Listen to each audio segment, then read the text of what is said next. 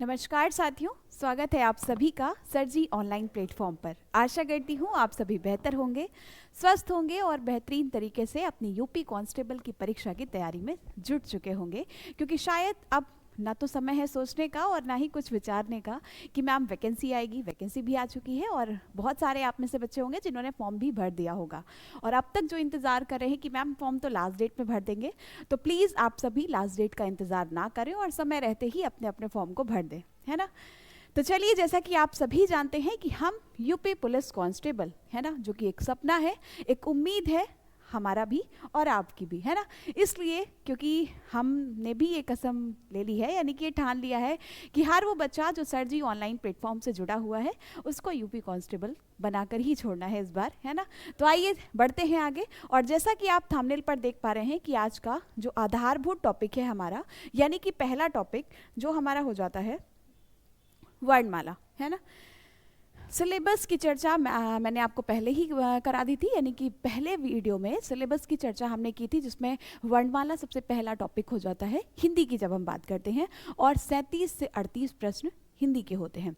सामान्य ज्ञान, रीजनिंग और गणित पाठ्यक्रम से आप सभी भली भांति अवगत हो चुके होंगे। जो भी सीरियस बच्चे होंगे, मैं बात कर रही हूँ सीरियस बच्चों की, जिन्होंने कंपटीशन तो इसलिए ही बढ़ता है ना कि जिन्होंने देखा अरे वैकेंसी आई है चलो फॉर्म भर देते हैं, तो कंपटीशन तो यहाँ तक कि यूँ कहें कि 50% कंपटीशन तो सिर्फ इसलिए बढ़ता है, लेकिन बचे हुए जो 50% बच्चे हैं वो वाकई पढ़ के जाते हैं, है ना। और आप भी उनमें से एक हो, ना कि उनमें से जो कि सिर्फ और सिर्फ फॉर्म भर के भूल जाते हैं कि आखिर मैंने कोई फॉर्म भी भरा था।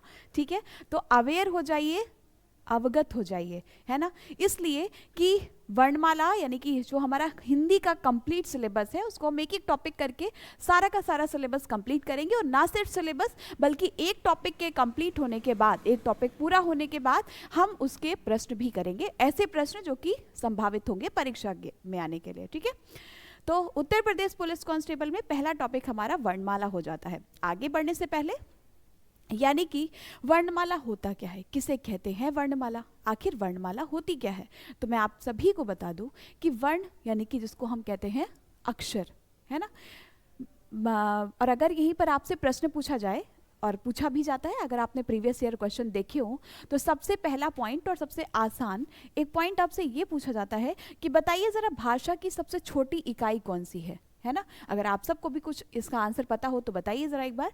भाषा की सबसे छोटी इकाई, भाषा की सबसे, एक एक पॉइंट मैम आपको बहुत आराम से पढ़ाने वाली है, यानी कि एक एक शब्द, एक एक टॉपिक आप बड़े आराम से पढ़िए, और पढ़ने के साथ साथ जब एक टॉपिक कंप्लीट हो जाएगा तो हम उसका रिवीजन भी करेंगे। बस नियम एक ही है कि क्लास में आपको जो भी पढ़ाया गया है कोशिश करिए कि वो साथ के साथ में रिवाइज होता रहे और याद होता रहे। भाषा की सबसे छोटी इकाई, जिसको भी इस लाइन का आंसर पता हो वो बताइए, छोटी इकाई किसे कहते हैं। लेकिन अगर प्रश्न को यहीं पर थोड़ा सा बदल दिया जाए कि भाषा की सबसे छोटी सार्थक इकाई, भाषा की सबसे छोटी, भाषा की सबसे छोटी सार्थक इकाई, क्या ये दोनों प्रश्न एक ही हैं? और अगर एक ही है तो उनके आंसर क्या है ना, या फिर एक नहीं है, अलग अलग है, तो फिर इनके उत्तर क्या होंगे बताइए ज़रा फटाफट से, क्या हो जाएगा। भाषा की सबसे छोटी, अच्छा सार्थक लिखना होगा यहाँ पर, है ना। भाषा की सबसे छोटी सार्थक इकाई, सार्थक इकाई,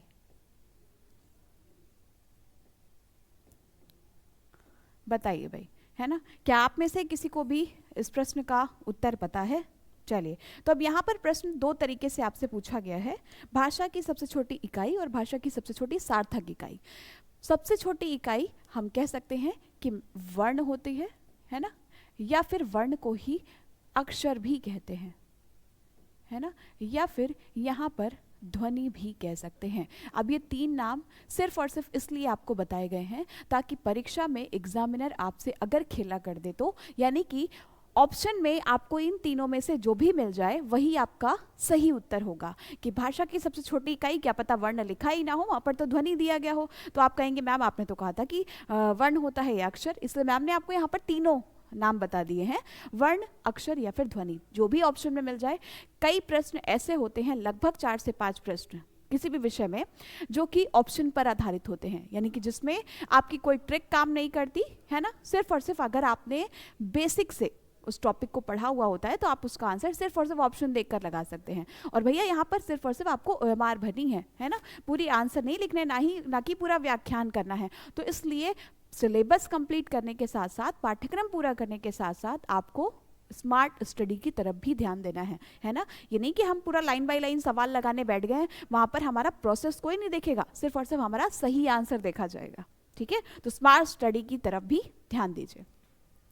वर्ण, अक्षर या फिर ध्वनि हो जाती है, लेकिन यहाँ पर एक शब्द बदल गया है, यानी कि सार्थक शब्द आ गया है। और आप सभी सार्थक शब्द का अर्थ तो जानते ही होंगे, यानी कि अर्थ के साथ, है ना, सार्थक। अगर मैं यहाँ पर उदाहरण के तौर पर आपको समझाने की कोशिश करती हूँ, है ना, अगर मैं यहाँ पर लिख दूँ प, है ना, म, क, तो आप कहोगे कि मैम ये आप क्या लिख रही हैं, कुछ समझ नहीं आ रहा है, ना तो ये कोई शब्द है, ना इसका कुछ अर्थ समझ में आ रहा है, ये तो बस अलग अलग अक्षर लिखे हुए हैं आपने, है ना। लेकिन अब अगर यहीं पर मैम इन अक्षरों को अलग अलग तरह से जोड़कर एक शब्द बना दें, तो आप कहेंगे मैम अब तो आपने बिल्कुल ठीक लिखा है, यानी कि ये तो कमल, कमल हो जाएगा, जो कि एक सार्थक शब्द है और जिसका अर्थ होता है ना, कमल का फूल होता है। कहने का मतलब यहाँ पर आपसे वही पूछा गया है कि भाषा की सबसे छोटी सार्थक इकाई क्या है। सार्थक यानी कि जिसका अर्थ हो, और यहाँ पर सार्थक नहीं है, यानी कि भाषा की सबसे छोटी इकाई है वर्ण, अक्षर या फिर ध्वनि। लेकिन आप अर्थ किसी भी शब्द का तभी निकाल पाएंगे जब वो कुछ ना कुछ, है ना, एक साथ जुड़कर अर्थ देता है। तो कहने का मतलब अगर यहाँ पर सार्थक इकाई आपसे पूछी जाए तो वो हो जाती है शब्द, ना कि वर्ण, अक्षर और ध्वनि। तो ये दोनों ही प्रश्न अलग अलग हैं। अब पढ़ना आपको ध्यान से ये है कि आपसे पूछा क्या गया है ना। अगर इनमें से कोई प्रश्न आता है तो वो सिर्फ और सिर्फ इकाई पूछी गई है तो आप वर्ण, अक्षर या ध्वनि लगा सकते हैं, या फिर अगर आपसे सार्थक इकाई पूछी गई है तो आप शब्द लगा सकते हैं, क्योंकि जब तक शब्द नहीं बनता है ना, तब तक उसका सार्थक अर्थ नहीं होता है। ठीक, क्लियर हो गया? इतनी बात में तो किसी को कोई समस्या, कोई परेशानी होगी नहीं। अब यहाँ पर लिखा हुआ है वर्णमाला, है ना, यानी कि वर्ण का मतलब अक्षर, माला अक्षरों को पिरोना, है ना, यही तो होता है। चलिए जानते हैं आखिर वर्णमाला किसे कहते हैं, आखिर वर्णमाला होती क्या है ना। अगर हम सिंपल और साधारण सी परिभाषा की बात करें कि मैम अगर मैं आपको बता दूं कि चाहे वो वर्णमाला हो, संज्ञा, सर्वनाम, क्रिया, विशेषण, उपसर्ग, अव्यय, कुछ भी हो, आपको परिभाषा लिखने के लिए तो आएगी नहीं, बल्कि लिखी लिखाई परिभाषा को आपको पहचानना होगा कि दी गई परिभाषा किसकी है ना। उदाहरण के तौर पर संज्ञा के स्थान पर प्रयोग किए जाने वाले शब्द क्या कहलाते हैं? संज्ञा कहलाते हैं, सर्वनाम कहलाते हैं, क्रिया कहलाते हैं, या फिर विशेषण कहलाते हैं। कुछ इसी तरह से ये परिभाषा आपसे, और एक दो प्रश्न इस तरह के होते हैं, है ना। परिभाषा की बात करें तो वर्णों का व्यवस्थित समूह, है ना। एक लाइन में हम सिर्फ और सिर्फ इतना याद रख सकते हैं कि वर्णों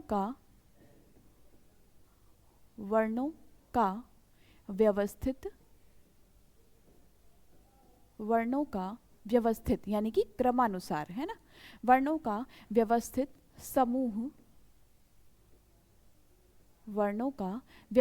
समूह ही क्या कहलाता है? वर्णमाला कहलाता है।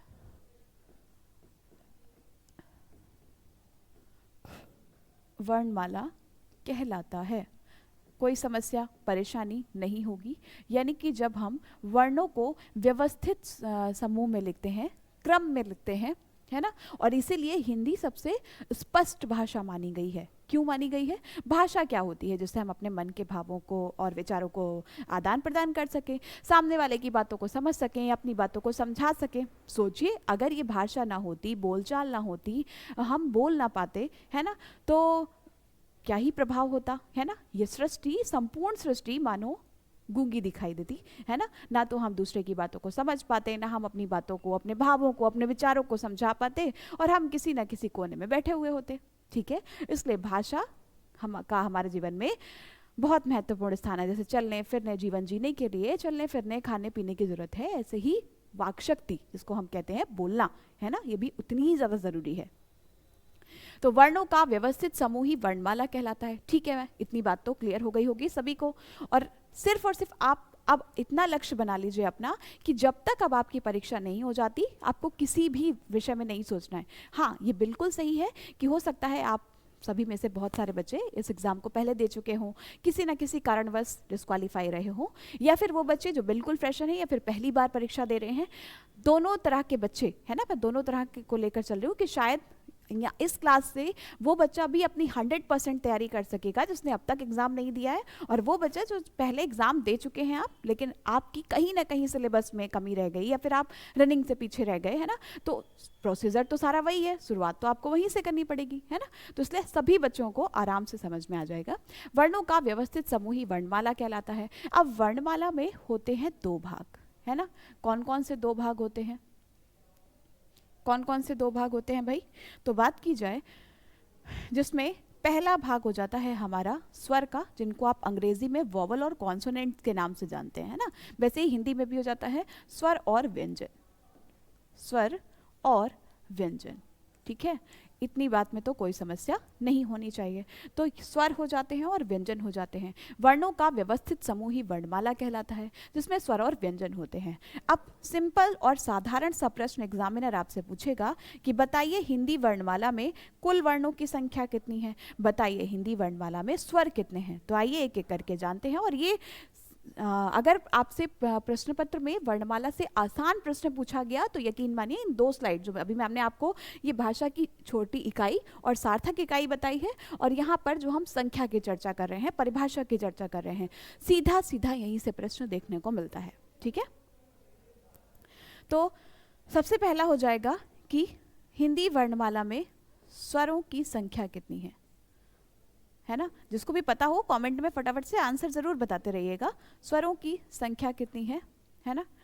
और व्यंजनों की संख्या कितनी है, यानी कि व्यंजन कितने हैं, व्यंजनों की संख्या कितनी है,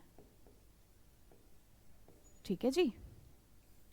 साथ ही साथ बात की जाए हिंदी वर्णमाला में कुल वर्ण कितने हैं, कुल वर्णों की संख्या कितनी है।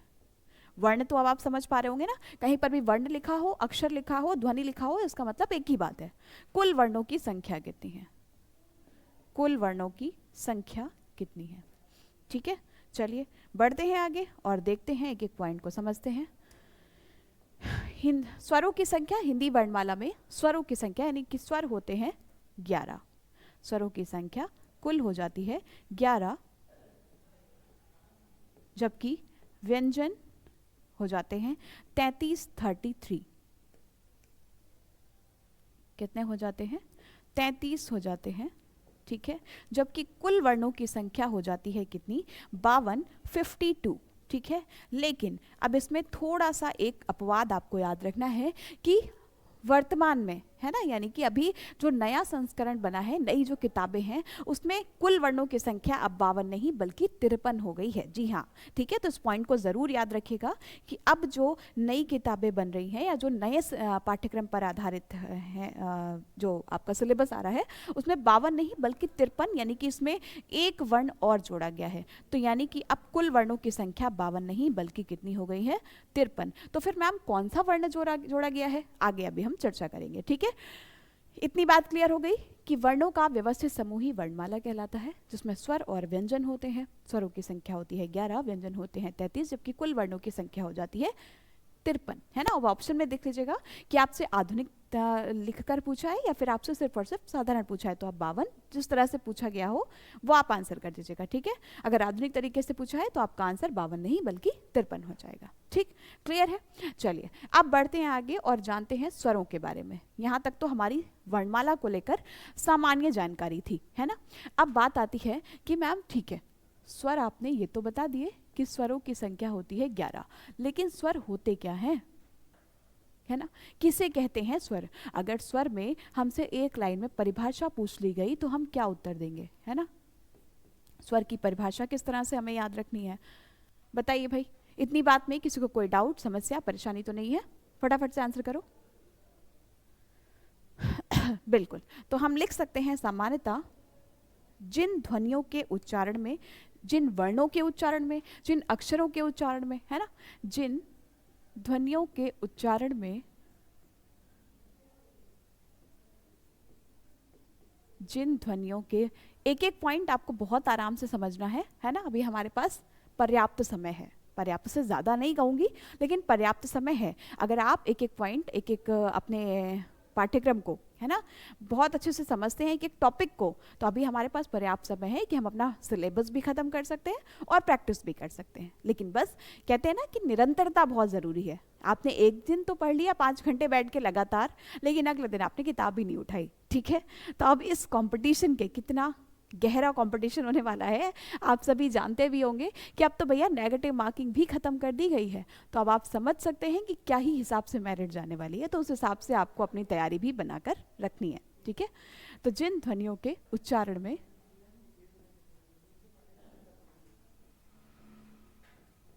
हवा मुख विवर से, मुख विवर से,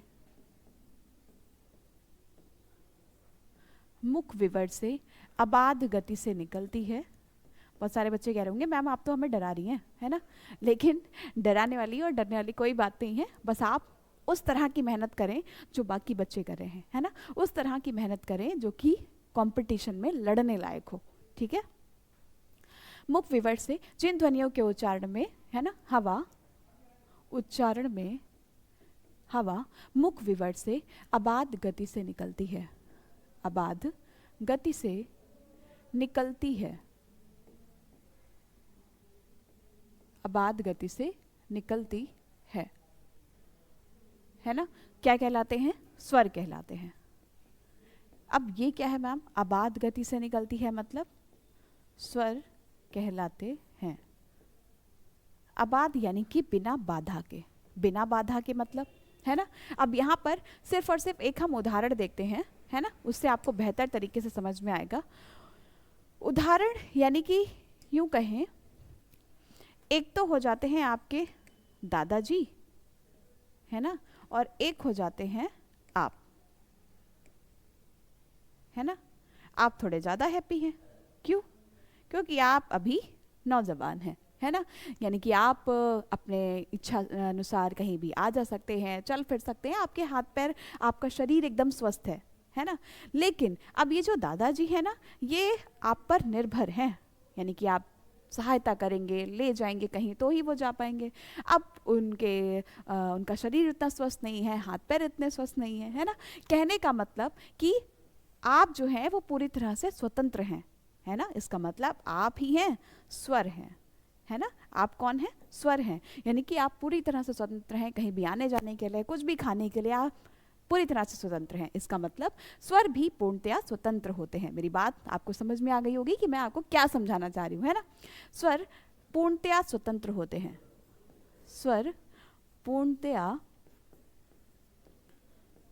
स्वतंत्र होते हैं, स्वतंत्र होते हैं। अब परिभाषा मैम ने आपको हर एक तरीके से बता दी है कि किसी भी तरह से आपसे पूछा जाए कि जिन ध्वनियों के उच्चारण में हवा मुख विवर से अबाध, अबाध यानी कि बिना बाधा के, बिना रुके, बिना किसी की सहायता लिए, है ना, जो बोले जाते हैं वो स्वर कहलाते हैं। स्वर पूर्णतया स्वतंत्र होते हैं, है ना। और दूसरी तरह से क्या पूछा जा सकता है? स्वरों के उच्चारण में, स्वरों के उच्चारण में, स्वरों के उच्चारण में, उच्चारण में किसी की भी सहायता नहीं लेनी पड़ती है, सहायता नहीं लेनी होती है, सहायता नहीं लेनी पड़ती है। तो ये बात आपको क्लियर हो गई होगी, यानी कि आप आराम से आ जा सकते हैं, कहीं भी चल फिर सकते हैं, तो किसी की भी सहायता की ज़रूरत नहीं है। वो अलग बात है कि आपको 12 बजे के बाद जाना अलाउड नहीं है अभी। हाँ, नौकरी लग जाएगी तो फिर तो कहने ही क्या है ना। चलिए, तो बात की जाए, जिन ध्वनियों के उच्चारण में हवा मुख विवर से अबाध गति से निकलती है, स्वर कहलाते हैं। स्वर पूर्णतया स्वतंत्र होते हैं, है ना। यहाँ पर आपको डैश भी दिया सकता है। स्वतंत्र होते हैं क्या? स्वर, व्यंजन, दोनों या इनमें से कोई नहीं, यही आपके ऑप्शंस बन जाएंगे, है ना। स्वरों के उच्चारण में किसी की भी सहायता नहीं लेनी पड़ती है। ठीक, ये तो हो गई परिभाषा की बात, है ना, यानी कि ये तो हो गई चर्चा परिभाषा के बारे में कि हमसे किसी भी तरह से परिभाषा पूछी जाए हमें 100% क्लियर होगा। अब आते हैं आगे और बढ़ते हैं। क्या भाई कि मैम अभी आपने बताया स्वरों की संख्या होती है 11, है ना, स्वर कितने होते हैं, 11 होते हैं, है ना। लेकिन अगर आपसे पूछा जाए स्वर के प्रकार, है ना, स्वरों के प्रकार या भेद, है ना, कितने भेद होते हैं बताइए भाई, किसी को आंसर पता है क्या, पता हो तो बताइए जरा फटाफट से। स्वरों के भेद कितने होते हैं, बताइए बताइए जल्दी से, स्वरों के भेद कितने होते हैं। बिल्कुल, जिनका भी उत्तर 3 है या जो सोच रहे हैं 3 आंसर करना चाहिए या नहीं, कहीं ऐसा ना हो जो गलत हो जाए, है ना। तो 3 उत्तर जिनका भी है वो बिल्कुल सही है। 3 भेद यानी कि 3 प्रकार कौन कौन से होते हैं, तो पहला हो जाता है हमारा ह्रस्व स्वर,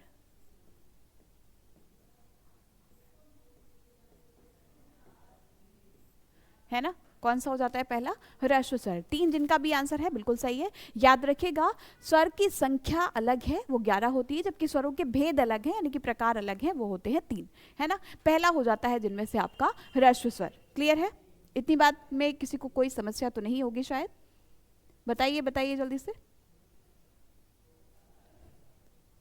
बिल्कुल, और दूसरा हो जाता है हमारा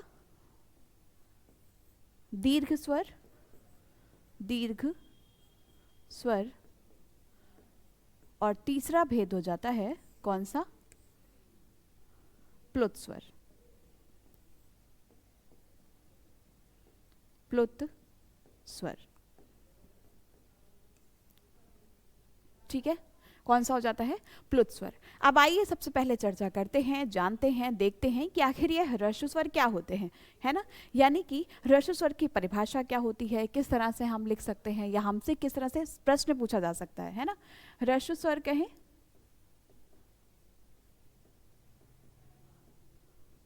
ह्रस्व स्वर की बात करें तो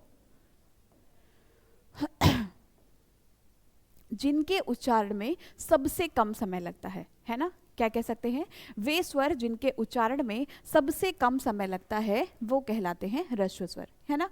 अब दूसरी चीज, वे स्वर, पहले हम परिभाषा लिख लेते हैं, वे स्वर जिनके उच्चारण में, एक एक बात आपको बेहतर तरीके से समझ में आ रही होगी, और एक बार अगर आपने मैम की क्लास ध्यान से देख ली, यानी कि आपने अगर एक टॉपिक को बहुत अच्छी तरह से पढ़ा हुआ है क्लास में, तो दावे के साथ कह सकती हूँ कि आपको कोई और वीडियो, कोई और ट्रिक सर्च करने की ज़रूरत नहीं पड़ेगी। अभी आपकी शुरुआती तैयारी है, तो ये कहूँगी कि किसी भी ट्रिक और शॉर्ट वीडियो के चक्कर में ना पड़े, है ना। अब थोड़े दिन आप अपने आप को सोशल मीडिया से दूर कर लें, बहुत ज़्यादा दूर, है ना, और यकीन मानिए ये आपके सिलेक्शन में बहुत अच्छी भूमिका निभाएगा, ये डिसीजन आपका, ठीक है। तो वे स्वर जिनके उच्चारण में, जिनके उच्चारण में, वे स्वर जिनके उच्चारण में सबसे कम समय लगता है, जिनके उच्चारण में सबसे कम समय लगता है,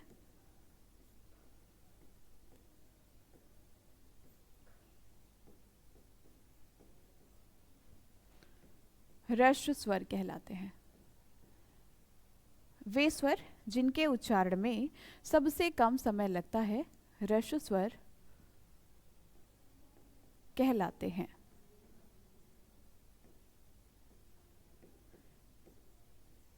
कहलाते हैं, ठीक है जी, क्लियर।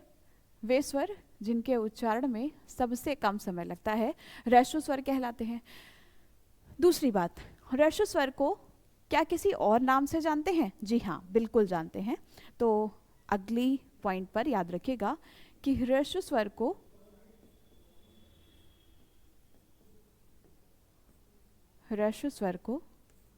मूल स्वर भी कहते हैं। क्या कहते हैं बेटा जी, ह्रस्व स्वर को मूल स्वर भी कहा जाता है।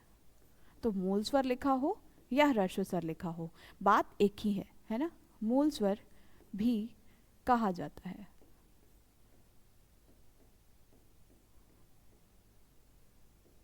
ठीक है, क्लियर? कोई डाउट, समस्या, परेशानी? क्लियर है इतनी बात?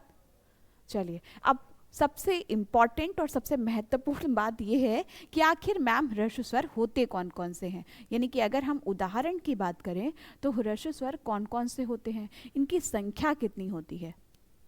क्योंकि हमने ये तो देख लिया कि स्वरों की कुल संख्या 11 होती है, लेकिन ह्रस्व स्वर में यानी कि वो जिसमें जिनको बोलने में, जिनके उच्चारण में सबसे कम समय लगता हो, वो कौन कौन से स्वर होते हैं, पता है किसी को? संख्या पता हो तो बताइए, उदाहरण पता हो तो बताएं।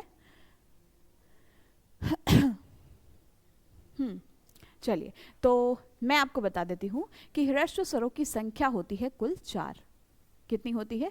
4 होती है। कौन कौन से अक्षर ह्रस्व स्वर के अंतर्गत आते हैं?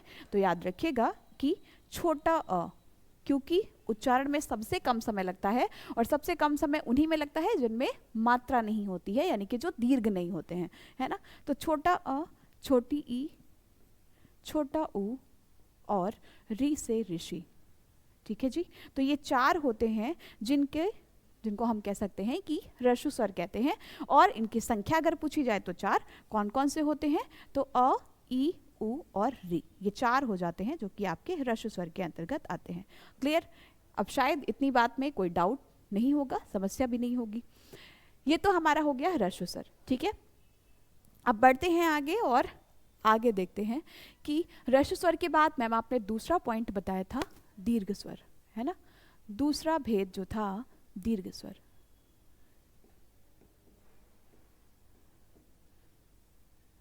तो परिभाषा क्या लिख सकते हैं? परिभाषा लिख सकते हैं कि वे स्वर जिनके उच्चारण में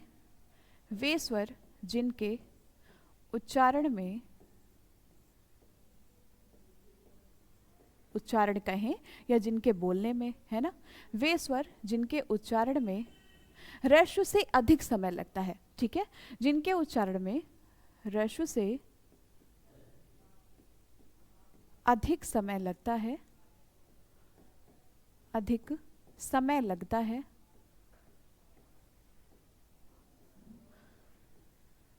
दीर्घ स्वर कहलाते हैं।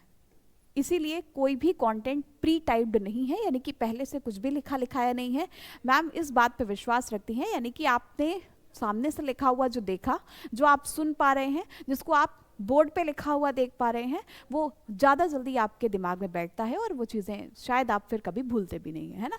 सिर्फ और सिर्फ ज़रूरत है आपके कॉन्सेंट्रेशन की, आपकी एकाग्रता की, आपकी कॉन्टिन्यूटी की, निरंतरता से आप कितनी अच्छी तरह से हर एक टॉपिक को पढ़ पा रहे हैं। ठीक है, तो बस कुछ भी प्री टाइप नहीं है और ज़्यादा से ज़्यादा कोशिश मैम करेंगे सिर्फ और सिर्फ शब्दावली भाग को छोड़कर। शब्दावली जैसे कि आप अंग्रेजी में अपना वोकैब सेक्शन पढ़ते हैं ना, तो शब्दावली भाग जैसे कि विलोम शब्द हो गया, पर्यायवाची हो गया, समश्रुत भिन्नार्थक शब्द हो गया, वाक्यांश के लिए एक शब्द हो गया, पर्यायवाची हो गए, है ना, ये छोड़ के बाकी कोशिश करेंगी मैम कि ज़्यादा से ज़्यादा टॉपिक आपको हैंड रिटन ही पढ़ाए जाएं। अब कमेंट करके, इस क्लास को देखने के बाद कमेंट करके आप ये ज़रूर बताइएगा कि आपको प्री टाइप ज़्यादा बेहतर लगता है या फिर हैंड रिटन। ठीक है जी, जिनके उच्चारण में ह्रस्व से अधिक समय लगता है दीर्घ स्वर कहलाते हैं। दीर्घ स्वर कहलाते हैं।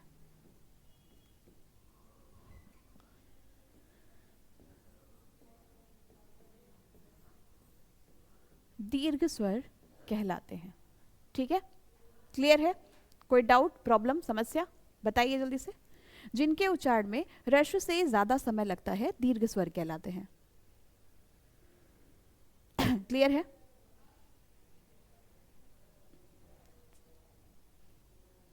बिल्कुल। चलिए, अब बात आती है आगे कि मैम दीर्घ स्वर की संख्या कितनी होती है ना। दीर्घ स्वर की संख्या कितनी होती है, यानी कि उदाहरण अगर हमसे पूछे जाएं तो हम क्या लिख सकते हैं? उदाहरण, तो इसमें याद रखिएगा दीर्घ स्वर में होते हैं 3 अक्षर, है ना। कौन कौन से हो जाते हैं? बड़ा आ, बड़ी ई, क्योंकि दीर्घ है ना, मात्राओं की वृद्धि हो जाती है। बड़ा आ, बड़ी ई और बड़ा ऊ, ये हो जाते हैं दीर्घ स्वर। ठीक है, तो ये 3 आपको याद रखने हैं दीर्घ स्वर के उदाहरण में। ठीक है, जबकि ह्रस्व स्वर में 4 होते हैं, छोटा अ, छोटी ई, छोटा ऊ और री से ऋषि। क्लियर? क्या कभी सोचा था कि आपको दोबारा से यानी कि 12th पास करने के बाद फिर से एक बार वर्णमाला की तरफ पढ़ना पड़ेगा? बिल्कुल हाँ। आप में से कितने बच्चे हैं जिनको वर्णमाला बेहतर तरीके से याद हो? क ख ग घ ङ च छ ज झ ञ ट ठ ड ढ ढ त थ द ध न प फ ब भ म य र ल व श स स ह छ त्र ज्ञ, है ना? कह सकते हैं कि पहले बड़ा बोरिंग लगता होगा कि अरे अब हिंदी तो छोड़ दी है, हिंदी नहीं पढ़नी, है ना? लेकिन यकीन मानिए कि एक स्कोर बूस्टिंग विषय होता है हिंदी उस प्रतियोगी परीक्षा में जिसमें आपसे हिंदी के प्रश्न पूछे जा रहे हैं। एक बेहतर स्कोर ला सकते हैं आप एक लिमिटेड पाठ्यक्रम को पढ़ करके। ठीक है जी? बड़ा आ, बड़ी ई और बड़ा ऊ यानी कि ये हो जाते हैं आपके दीर्घ स्वर। क्लियर है?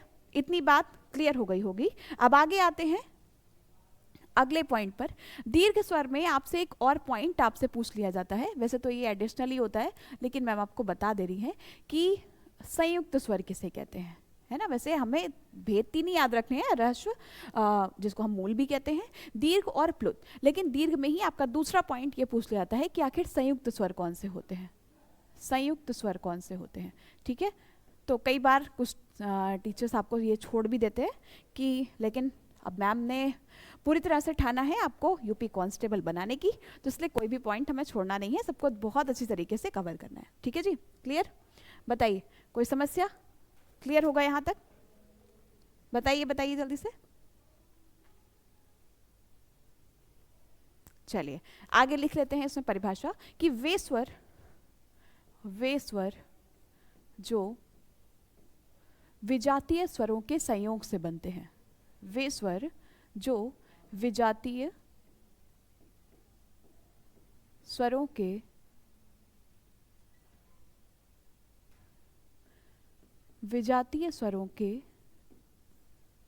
संयोग से बनते हैं, विजातीय स्वरों के संयोग से बनते हैं।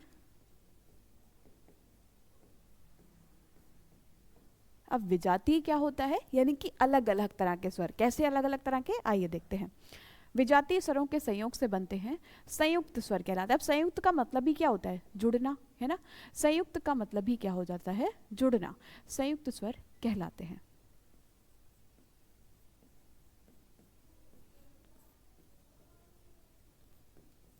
फिर से वही सवाल होगा हमारा कि ठीक है मैम, अगर ये दीर्घ के अंतर्गत आते हैं संयुक्त स्वर, तो इनके उदाहरण कौन कौन से होते हैं? आखिर संयुक्त स्वर होते कौन कौन से हैं, है ना? हम कैसे याद रखेंगे? ठीक है? बताइए भाई, परिभाषा में किसी को कोई डाउट तो नहीं है? जल्दी से बताइए। चलिए, तो सबसे पहले अगर हम संख्या की बात करते हैं ना, तो इनकी संख्या भी 4 होती है। कौन कौन से 4 होते हैं? अ और ई। ठीक है? अ और उ, अ और ओ। क्लियर है? बिल्कुल बेटा, विजाती कहते ही इसलिए हैं क्योंकि ये अलग अलग स्वरों से मिलकर बने हैं, है ना? यानी कि अ अलग स्वर है, ई अलग स्वर है। अ और ई से मिलकर क्या बनेगा? बताइए जरा फटाफट से। बिल्कुल। अच्छा, यहाँ पर एक हमारा, ठीक है, एक मिनट। इसमें आ और ई, उसके बाद आ और ए, है ना? आ और उ के संयोग से बनता है और आ और ओ के संयोग से बनता है। यानी कि जो अलग अलग स्वरों के संयोग से बनते हैं उन्हें हम कह देते हैं संयुक्त स्वर।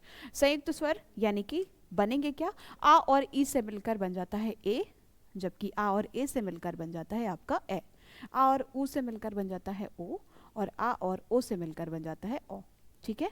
बेहतर तरीके से समझ में आ गया होगा आपको कि ये सभी अलग अलग हैं और ये 4 ही, यानी कि ए, आई, ओ और ओ, ये 4 उदाहरण हो जाते हैं आपके संयुक्त स्वरों के। कोई डाउट, समस्या, परेशानी नहीं होगी। अब बढ़ते हैं आगे और अगले पॉइंट की तरफ आते हैं, जिसे हम कहते हैं प्लुत स्वर। यानी कि हमारा तीसरा पॉइंट जो है वो हो जाता है प्लुत स्वर। प्लुत स्वर किसे कहते हैं? बड़ा ही आसान सा परिभाषा है इसकी। कह सकते हैं वे स्वर जिनके उच्चारण में पेपर इजी आए, मॉडरेट आए या फिर कठिन आए, है ना, क्योंकि आप सभी जानते हैं नेगेटिव मार्किंग हट चुकी है। मैं आपको बार बार इस बात से अवगत कराने की कोशिश कर रही हूँ, है ना। अच्छा खासा मेरिट जाएगी बेटा, है ना, इसमें कोई संशय नहीं है। तो इसलिए मेहनत उस तरह की करिए जो कि आप बाकी कॉम्पिटिटर्स से लड़ सकें, ठीक है, समझ में आ रही बात। तो वे स्वर जिनके उच्चारण में सबसे अधिक, अब ह्रस्व स्वर क्या होते हैं जिनमें सबसे कम समय लगता है, दीर्घ क्या होते हैं जिनमें ह्रस्व से ज्यादा समय लगता है, यानी कि जैसे बड़ा आ, बड़ी ई, बड़ा ऊ, ठीक है। संयुक्त स्वर भी दीर्घ के अंतर्गत ही आते हैं। और प्लुत स्वर वे स्वर होते हैं जिनके उच्चारण में सबसे अधिक समय लगता है, यानी कि ह्रस्व से भी ज्यादा, दीर्घ से भी ज्यादा और संयुक्त से भी ज्यादा सबसे अधिक समय लगता है, सबसे अधिक समय लगता है, सबसे अधिक समय लगता है। वे स्वर जिनके उच्चारण में सबसे अधिक समय लगता है क्या कहलाते हैं? प्लुत स्वर कहलाते हैं, प्लुत स्वर कहलाते हैं। क्या कहलाते हैं? प्लुत स्वर कहलाते हैं। अभी जब हमारा ये टॉपिक कंप्लीट हो जाए उसके बाद हम एक बार रिकैप भी करेंगे कि हमने क्या क्या पढ़ा हुआ है अभी, है ना। प्लुत स्वर कहलाते हैं, ठीक है। उदाहरण के तौर पर बात की जाए तो इसमें कोई अलग से स्वर नहीं आपको याद रखना है, बस कुछ उदाहरण आपको याद रखने हैं। कई बार आपने कुछ पुस्तक, किसी पुस्तक में या फिर कहीं पर लिखा हुआ देखा होगा आपने, राम कुछ इस तरह से लिखा हुआ होता है ना, राम, ठीक है। या फिर ओम का जब हम उच्चारण करते हैं, ओम कुछ इस तरह से लिखा हुआ देखा होगा आपने। तो कहने का मतलब ये होता है कि ये भी आ की मात्रा ही होती है, यानी कि जिसको हम गुरु मात्रा के नाम से जानते हैं। लेकिन प्लुत स्वरों का जो प्रयोग होता है वो सामान्यतः हम किसी को बुलाने या पुकारने में करते हैं। प्लुत स्वरों का जो प्रयोग है वो ज़्यादातर हम किसी को बुलाने या पुकारने के लिए करते हैं, है ना, बुलाने या पुकारने के लिए करते हैं, ठीक है। जैसे कहते हैं ना, हे राम बचा लो, रक्षा करो, है ना, ओम उच्चारण करते हैं। तो सामान्यतः बस इतना याद रखना है आपको कि जब भी किसी को बुलाने या पुकारने की बात होती है तो प्लुत स्वरों का प्रयोग किया जाता है। क्लियर हो गई इतनी बात में? किसी को कोई डाउट, प्रॉब्लम, समस्या हो तो कमेंट में ज़रूर बता दीजिएगा, दोबारा से उसको रिवाइज कराने की कोशिश की जाएगी। बताइए बताइए जल्दी से, क्लियर है? बिल्कुल। चलिए अब तक जितना हमने पढ़ा एक बार फटाफट से कर लेते हैं सभी पॉइंट्स का रिवीजन और फिर बढ़ते हैं आगे। यानी कि सबसे पहले हमने देखा भाषा की सबसे छोटी इकाई, है ना। भाषा की सबसे छोटी इकाई क्या होती है? वर्ण, अक्षर या ध्वनि, है ना। जो भी ऑप्शन में मिले वही आपका उत्तर हो जाएगा। जबकि अगर सार्थक इकाई की बात की जाए तो हो जाती है शब्द, है ना। उसके बाद अगर हम बात करें नेक्स्ट, तो परिभाषा क्या होती है वर्णमाला की? वर्णों का व्यवस्थित समूह ही वर्णमाला कहलाता है, जिसमें दो भाग हो जाते हैं। पहला हो जाता है स्वर और दूसरा हो जाता है व्यंजन। व्यंजन तक तो अभी हम पहुंचे ही नहीं है, सिर्फ और सिर्फ हम स्वरों की चर्चा कर रहे हैं, ठीक है। स्वरों की संख्या हो जाती है कुल 11, जबकि व्यंजनों की संख्या होती है 33 और कुल वर्णों की संख्या हो जाती है 53, यानी कि 53, है ना। ऑप्शन में अब आप ये देख लीजिएगा कि आपसे पूछा किस तरह से गया है। अगले पॉइंट की बात की जाए, जिन स्वर होते क्या है, जिन ध्वनियों के उच्चारण में हवा मुख विवर से अबाध गति से, अबाध यानी कि बिना बाधा के निकलती है, स्वर कहलाते हैं। स्वर पूर्णतया स्वतंत्र होते हैं, ठीक है। जैसे कि आप स्वर हैं, आप स्वतंत्र हैं, लेकिन दादाजी आपके स्वर नहीं है, वो व्यंजन है, क्योंकि वो आप पर निर्भर हो जाते हैं कहीं ना कहीं, ठीक है। स्वरों के उच्चारण में किसी की भी सहायता नहीं लेनी पड़ती है। क्लियर है? नेक्स्ट आते हैं अगले पॉइंट पर, जिनकी संख्या हो जाती है 11, जबकि भेदों की बात करें तो हो जाते हैं 3, जिसमें पहला हो जाता है ह्रस्व स्वर, जिसको हम मूल स्वर के नाम से भी जानते हैं, दूसरा दीर्घ स्वर और अगला हो जाता है प्लुत स्वर, ठीक है। पहला पॉइंट इसमें हमने देखा ह्रस्व स्वर जिनके उच्चारण में सबसे कम समय लगता है, जिनकी संख्या हो जाती है 4, अ, ई, उ और री, ठीक है। जबकि बात करें दीर्घ स्वर की, ठीक है, जिनके उच्चारण में ह्रस्व से ज़्यादा समय लगता है, दीर्घ कहलाते हैं, जिनकी संख्या हो जाती है 3, बड़ा आ, बड़ी ई और बड़ा ऊ, ठीक। आगे बात बेटा संख्या और उदाहरण दोनों तरह से याद रखिएगा, क्योंकि क्या पता आपसे संख्या भी पूछ ली जाए या फिर सीधा सीधा उदाहरण। बड़ा आ, बड़ी ई, बड़ा ऊ और ऋषि ऋषि, बताइए इनमें से कौन सा दीर्घ स्वर नहीं है, ठीक है। तो इस तरह से भी प्रश्न आपसे पूछा जा सकता है। संयुक्त स्वर क्या होते हैं? संयुक्त का मतलब ही हो जाता है जुड़ जाना, मिल जाना। वे स्वर जो विजातीय स्वरों के संयोग से बनते हैं संयुक्त स्वर कहलाते हैं। संयुक्त स्वर दीर्घ के अंतर्गत ही आते हैं, वैसे ये एडिशनल होता है लेकिन यहाँ पर आपको बता दिया गया है। जैसे कि ए, ऐ, ओ और ओ, इनकी संख्या भी 4 होती है। ये बनते कैसे, ये भी यहाँ पर आपको क्लियर कर दिया मैम ने, है ना। आगे आते हैं प्लुत स्वर। वे स्वर जिनके उच्चारण में सबसे अधिक समय लगता है वो कहलाते हैं प्लुत स्वर। इतनी बात में कोई डाउट नहीं होगा, समस्या नहीं होगी और परेशानी भी नहीं होगी। अब आगे आ जाते हैं अगले पॉइंट पर। अगला जो हमारा पॉइंट हो जाता है, जिह्वा के आधार पर, जिह्वा के आधार पर, जिह्वा के आधार पर स्वरों का वर्गीकरण, स्वरों का, स्वरों का वर्गीकरण। अब ये क्या है मैम, यहाँ पर तो हमने देखा कि स्वरों के भेद कितने होते हैं, है ना, संख्या कितनी होती है, लेकिन जिह्वा के आधार पर स्वरों का वर्गीकरण, जिह्वा जिसको आप पर्यायवाची में रसना भी कहते हैं, है ना, वही जिह्वा जिससे आप टेस्ट ले सकते हैं, यानी कि आपकी जीभ, ठीक है, समझ में आ रहा है। जितने भी सारे आइसक्रीम हो या केक, है ना, चाहे वो कोई भी व्यंजन हो, स्वाद लेकर ही खाते हैं, वो होता है हमारी जीभ, ठीक है। तो जीभ के अनुसार क्या मैम स्वर भी बोले जाते हैं? बिल्कुल। तो जिह्वा के आधार पर स्वरों का अगर हम वर्गीकरण करते हैं तो जिह्वा के आधार पर स्वर हो जाते हैं कितने प्रकार के? 3 प्रकार के। यानी कि जिह्वा के आधार पर स्वरों का वर्गीकरण कुल 3 प्रकार से किया जाता है। कौन कौन से 3 प्रकार हो जाते हैं? पहला, दूसरा, तीसरा। यानी कि 3 प्रकार कौन कौन से हो जाते हैं? पहला हो जाता है आपका अग्र स्वर, ठीक है, अग्र स्वर। दूसरा भाग हो जाता है मध्य स्वर, मध्य स्वर। और तीसरा और अंतिम हो जाता है पश्च स्वर। कुछ ही पॉइंट्स हैं आपके जो स्वरों से संबंधित हैं, है ना। उसके बाद हमारा इस पार्ट के बाद स्वर की व्याख्या खत्म हो जाएगी, फिर हम बढ़ेंगे व्यंजनों की तरफ, ठीक है। पश्च स्वर, क्लियर, कोई डाउट? अग्र स्वर, मध्य स्वर और पश्च स्वर। अब अग्र स्वर क्या होते हैं? तो वे स्वर जिनका उच्चारण जीभ के आगे के भाग से किया जाता है अग्र स्वर कहलाते हैं। वे स्वर जिनका उच्चारण जीभ के मध्य भाग से किया जाता है मध्य स्वर कहलाते हैं। वे स्वर जिनका उच्चारण जीभ के पश्च भाग से किया जाता है, यानी कि पीछे वाले हिस्से से किया जाता है, पश्च स्वर कहलाते हैं, ठीक। अब इनकी संख्या कितनी होती है, यानी कि अग्र स्वर कितने होते हैं, कौन कौन से होते हैं, मध्य स्वर की संख्या कितनी होती है और पश्च स्वर कौन कौन से होते हैं, पश्च स्वर की संख्या कितनी होती है। यहाँ तक की बात में किसी को कोई डाउट, समस्या, परेशानी तो नहीं होगी? बताइए एक बार, क्लियर है सभी को? ठीक है, ठीक है, बिल्कुल। तो इस पॉइंट को हम देखेंगे अपने अगले वीडियो में, यानी कि अपनी अगली क्लास में। यहाँ तक आपको सारे पॉइंट्स क्लियर हो गए होंगे। सिर्फ और सिर्फ अग्र स्वर, मध्य स्वर और पश्च स्वर को कंप्लीट करके हम फिर अपने अगले भाग में बढ़ेंगे, यानी कि अपने व्यंजन की तरफ। एक एक पॉइंट मैं आपको बिना जल्दबाजी के बहुत आराम से समझाने की कोशिश कर रही है, जिससे कि आप हर एक पॉइंट को क्लियर कर सके। और जैसे ही हमारा वर्णमाला का टॉपिक कंप्लीट होगा उसके बाद हम एक टेस्ट लगाएंगे, यानी कि जिसमें कंप्लीट वर्णमाला के क्वेश्चंस होंगे जो कि अब तक पूछे गए हैं या आगे जिनके पूछे जाने की संभावना है। एक बार फटाफट से कर लेते हैं रिकैप। अब तक आपने जो कुछ भी पढ़ा है, यानी कि पहला हो जाता है हमारा कुछ बेसिक जो प्रश्न आपसे पूछे गए हैं।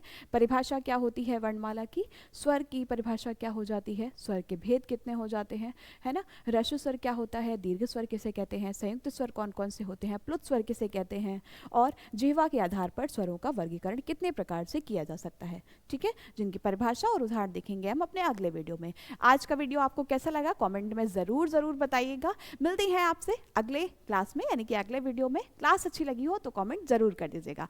Thank you so much, bye bye, take care.